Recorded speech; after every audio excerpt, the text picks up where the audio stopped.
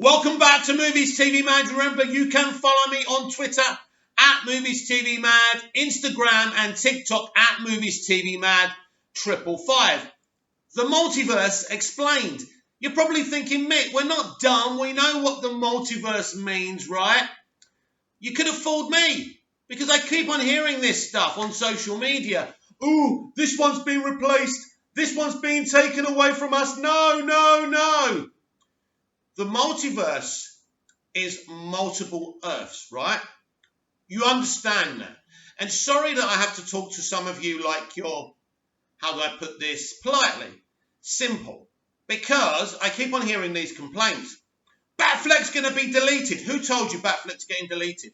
Grace Randolph, who doesn't know anything about anything most of the time.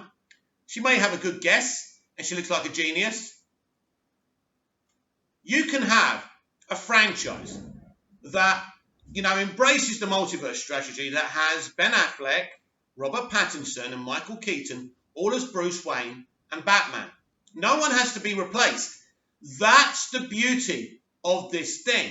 You can have those three versions.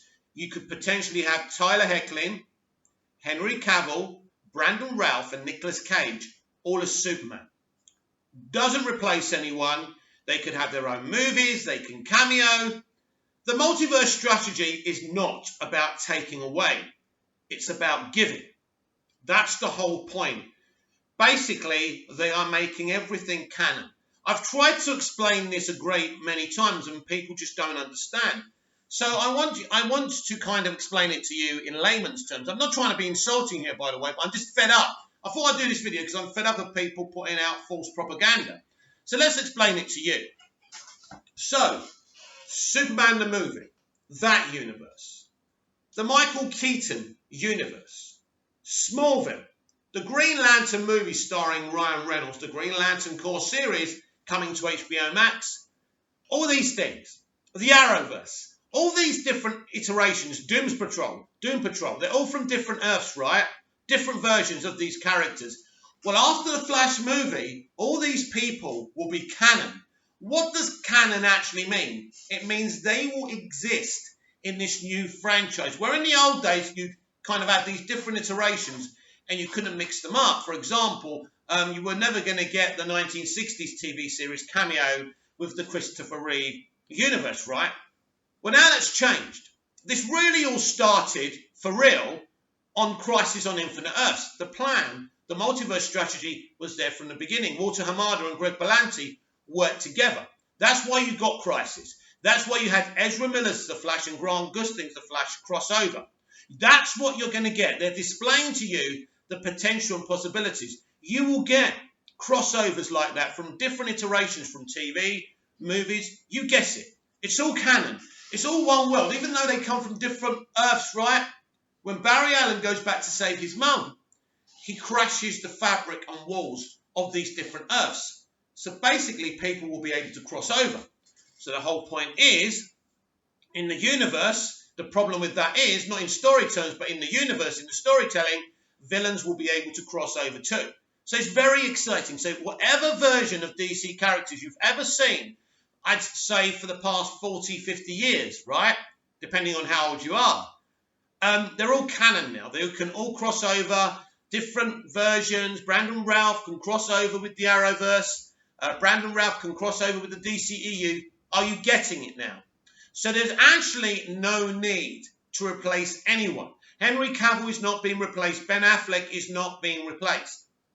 The situation with Ray Fisher is up in the air. I still suspect there's a secret cameo to be had there. So don't write him off either. But that's what the multiverse is. Now, second question. Second piece of education for you.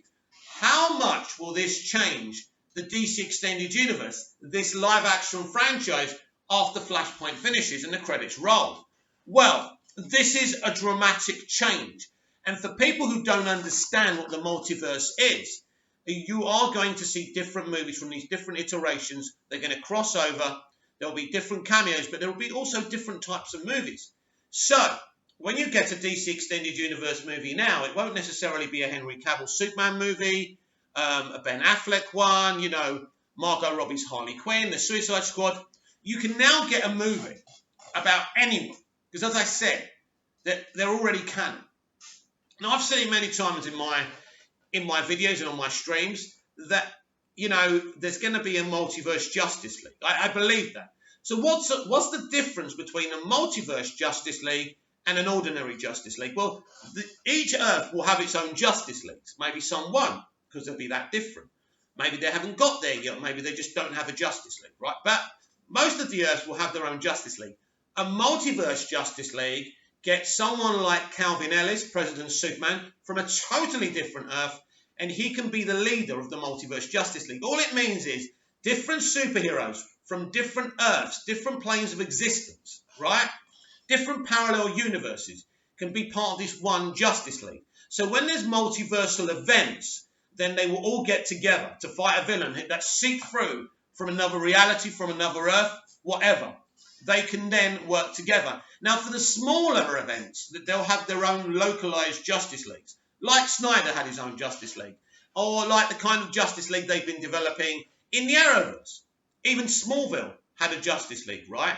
And I'm sure Smallville will factor in this multiverse strategy. Now, Smallville, for example, is canon in this DC live-action universe. So it's all basically, what I'm trying to explain to you, it's all connected. Everything you've ever seen, DC, is connected. Who knows? They may be even proficient enough to connect the animated universe to the live-action universe. You could literally have movies with animated characters and live-action characters. Some of you may sneer at that. I think it will be pretty ambitious and awesome.